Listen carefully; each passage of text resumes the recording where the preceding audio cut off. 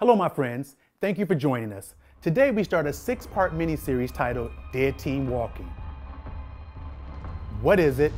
What can you do to prevent it? And how can you revive a dead team? For those of you who don't know me, my name is Tony Moore, also known as the Culture Architect. My deepest passion is partnering with people like you who want to improve bottom line performance by creating a culture of engagement and ownership. Is that cool? That's cool. As many of you know, I had the privilege of being a part of a few different executive leadership teams charged with the responsibility of guiding organizations through a turnaround. Organizations whose legacy was on the verge of becoming a corporate disaster story. On one such occasion, I was having an initial meeting with the director of one of the departments that was in my area of responsibility.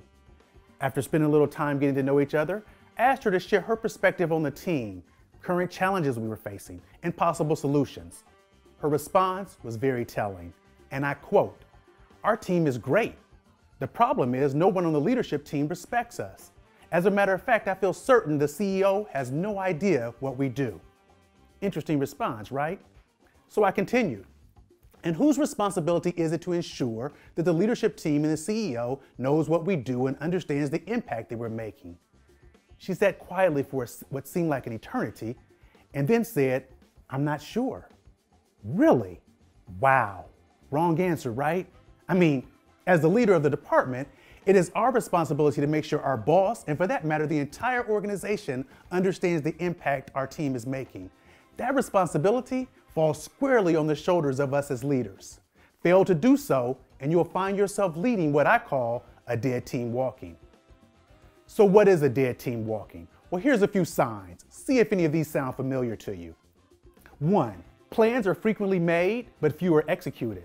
Perhaps the people on your team say things like, "Here we go again with yet another plan. I am so tired of starting and stopping things." Number 2, policy, practice, and culture changes rarely stick. Your team says things like, "It's the flavor of the month, give it a few weeks and things will go back to just the way they were." Silos abound, preventing the right hand from knowing what the left hand does. Performance is suffering. No matter what steps you take to improve it, nothing changes. There are divisions and cliques because of hurt feelings and unresolved conflict. Lack of a unifying purpose. Everyone is doing their own thing with little or no understanding of how their work impacts the bigger picture.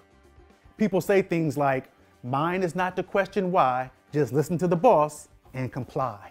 People do just enough to get by. There are rarely any innovative ideas or suggestions for improvement. When something does not go as planned, finger pointing and turf protecting is the order of the day. You hear things like, "I'm not taking the fall for the accounting department. This is their mess up, not ours."